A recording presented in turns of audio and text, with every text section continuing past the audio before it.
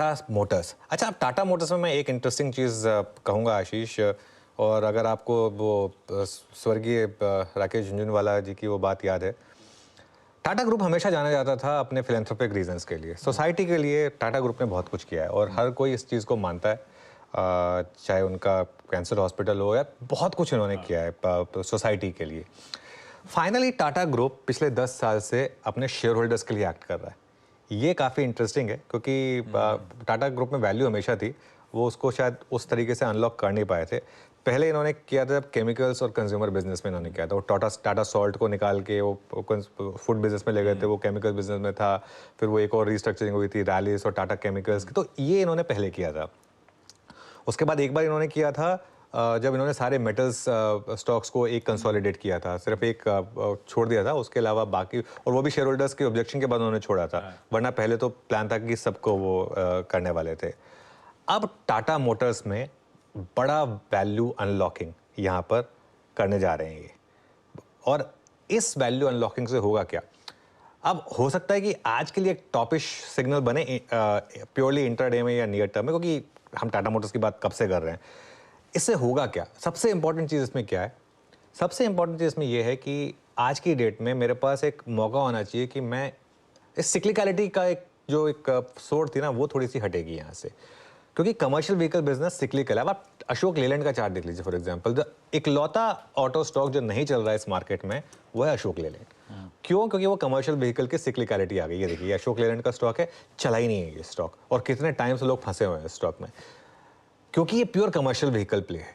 Tata Motors में एक commercial vehicle का प्ले है और एक आपका पैसेंजर व्हीकल का प्ले है, और पैसेंजर व्हीकल में ऑब्वियसली एक आपका डोमेस्टिक का है और एक आपका जेएलआर का प्ले है। अब शेयर होल्डर ये डिसाइड करेगा कि मुझे सीवी बिजनेस में रहना है या नहीं रहना है, क्योंकि Tata Motors mostly JLR play है, ठीक है, लेकिन साथ में है तो सही सीवी बिजनेस। अच्छा, बहुत लोग हैं जो सिक्लिकलिटी को अच्छे से प्ले कर पाते हैं। फॉर एग्जांपल, अगर अशोक लेलैंड में आपने एंट्री और एग्जिट सही करी है तो आपने बहुत पैसा बनाया है, ठीक है। तो ये एक इंटरेस्टिंग चीज होगी कि अब आप ये डिसाइड करेंगे कि मैं सीवी कारोबार में रहना चाहता हूं या नहीं रहना चाहता है, मुझे सिर्फ पीवी में रहना है, क्योंकि सीवी जो है वो प्योरली एंड प्योरली सिक्लिकल है, एटलीस्ट क्योंकि वो पूरा का पूरा इंडिया बिजनेस है और वो इकोनॉमी की साइकिल्स के हिसाब से चलता है। अब करना क्या है स्टॉक में? देखिए, अगर तो आप टाटा मोटर्स के साथ बने हुए हैं, कितनी बार बिग स्टॉक्स में आया, कितनी बार स्पॉटलाइट में आया, वो अलग बात है। आज 1000 के ऊपर इसकी शुरुआत होगी, उसमें तो कोई डाउट ही नहीं, मतलब वो खैर मतलब बोलने की भी जरूरत नहीं है, खुलेगा ही उसके ऊपर। लेकिन आज मुझे लग रहा है कि थोड़ी हायर लेवल पर ना थोड़ी सी प्रॉफिट बुकिंग पॉसिबल है। इसको आज चेज अगर आप करेंगे तो आपको व्यू थोड़ा लंबा रखना पड़ेगा। अगर आज चेज करें, आज के आज ओपन के बाद ले लेंगे और एक्सपेक्ट करेंगे आज ही पैसा बन जाए, हो सकता है बन जाए, लेकिन वो तर्कसंगत नहीं होगा, मतलब रियलिस्टिक नहीं होगा। लेकिन अगर आपका व्यू है 3 से 6 महीने का, तो मुझे लग रहा है कि 1200 से 1500 भी पॉसिबल है 3 से 6 महीने के व्यू में। आपको ये रखना पड़ेगा इतना लंबा व्यू, और अगर आपके पोर्टफोलियो में है तो बल्ले बल्ले, कोई ज़रूरत ही नहीं है फिर तो किसी टेंशन की आपको। अच्छा, एक और चीज़, मार्केट सेंस कर रहा है बाकी के टाटा ग्रुप स्टॉक्स में भी कुछ और हो रहा है। आप देखिए टाटा कम्युनिकेशंस, टाटा केमिकल्स, बाकी के जितने भी इंडियन होटल्स में आपने क्या शानदार वन वे रैली देखी है। तो टाटा ग्रुप में ना मार्केट फैक्टर इन करने की कोशिश कर रहा है कि कुछ और हो रहा है। ये सिर्फ एक इकलौते टाटा मोटर्स का प्ले नहीं है, बाकी सारे के सारे ग्रुप में एक तरीके से आग लगी हुई है इस समय। बहुत बढ़िया, अपफ्रंट डिस्कस करने लायक चीज भी थी, सब इसी के बारे में क्या हो रहा है। गौरांग सर कैसे रीड कर रहे हो भाई? सही है, लॉजिकली स्ट्रक्चर सिंप्लीफाई हो जाता है, पीवीज और सीवीज अलग अलग हो जाते हैं, बहुत ज्यादा सिक्लिकल है, वो धंधा अलग हो जाएगा, जिसको जिस पे दाव लगाना है वो सब क्लैरिटी अच्छा है, सब कुछ ठीक है। पर इस डीमर्जर से कोई एक्चुअल वैल्यू एक्रीशन आप आता हुआ देख रहे हो? कोई मटेरियल वैल्यू एड ऑन हो रही है क्या? टाटा मोटर्स ने ऑलरेडी बहुत अच्छा परफॉर्म कर रखा है, क्या व्यू बन रहा है आप लोगों का स्टॉक पे? फंडामेंटली नजरिया क्या है इस अनाउंसमेंट के बाद? आशीष, काफी लंबे से समय से खरीदारी की राय टाटा मोटर पर रही है हमारी, और हमने कई बार हमारी चैनल सीएनबीसी आवाज पर इसके में निवेश की बात भी करी है, हमने राय भी दी है। बहुत ही सूझी समझी रणनीति है ये, और एक प्रकार से अगर आप देखने जाए तो मेरे ख्याल से जिस प्रकार से अवसर आएंगे आने वाले भविष्य में, और सरकार की तरफ से भी ये घोषणा पहले से ही हो चुकी है कि भारत जो कि तीसरे पायदान पर है फिलहाल, जहां तक वाहन उत्पादन क्षमता की बात है, उसको ऊपर लेने जाने की, यानी कि दूसरे या पहले स्थान पर लेके जाने की बात की है, तो जाहिर है कंपटीशन आएगा। अब कंपटीशन का सामना करने के लिए मेरे ख्याल से ये सूझी बुझी रणनीति है। तो एक तरफ आपका पैसेंजर व्हीकल जेएलआर ईवीज हो गया, और दूसरी तरफ आपका प्योर कमर्शियल व्हीकल प्ले।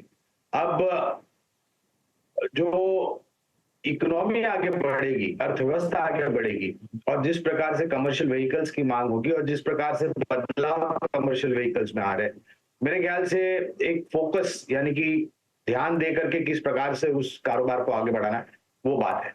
जहां पर सवाल है पैसेंजर व्हीकल का, तो नेक्सन से लेकर के पंच से लेकर के सफारी, हैरियर, आने वाले समय में टाटा सियरा लॉन्च होने वाली है और कई सारे नए अवतार भी आपको आते हुए दिखेंगे। उसके साथ साथ एक प्रीमियम सेगमेंट जेएलआर का, जहां पर मेरे ख्याल से धीरे धीरे करके योगदान बढ़ रहा है। तो हमें भी लग रहा है कि निवेशकों की जो पूंजी है वहां वृद्धि हो सकती है, बशर्ते के अनुमति सभी पहलुओं पर मिल जाए तो, और सकारात्मक रूप से ये जमीनी स्तर पर लागू हो। एक चीज जिसका स्पष्टीकरण आने वाले समय में मैं चाहूंगा वो है, मैनेजमेंट ने बात करी थी डेट रिडक्शन की, तो वो किस प्रकार से बटेगा पैसेंजर व्हीकल में और सीरीज में, वो देखना जरूरी होगा। मगर अगर डेट भी जो कम करने की बात की आशीष, अगर वो भी धीरे धीरे करके अमल में ला देते हैं तो मेरे ख्याल से बहुत बड़ी रीरेटिंग हो सकती है स्टॉक। बहुत बड़ी रीरेटिंग हो सकती है, बट बहुत लॉन्ग ड्रॉन प्रोसेस है। सारे अप्रूवल्स आते आते रिपोर्ट खुद ही कहती है 12 से 15 महीने का समय लगेगा डीमर्जर की प्रक्रिया एक्चुअली फ्रुक्टिफाई होने में। ये इनग्रेड हमने गौरांग सर ने फंडामेंटली पकड़ाया था। टेक्निकली अपन ने कितनी बार चर्चा करी, टाटा मोटर्स ब्यूटीफुली एंजॉय करा, 1000 के लक्ष्य लेके चल भी रहे थे हम लास्ट अपडेट के साथ, आज वहीं पहुंचने की तैयारी कर दी हमने। क्या व्यू बन रहा है? एक गैप अप के बाद दमखम नजर आता है, अभी भी लग रहा है सेक्युलर रन चलता रहेगा या नहीं? देखिए, पैटर्न तो अभी भी पॉजिटिव है, और अगर हमें एक टेक्निकल टारगेट सेट करना होगा तो वो 1100 रुपए का होगा टाटा मोटर्स का।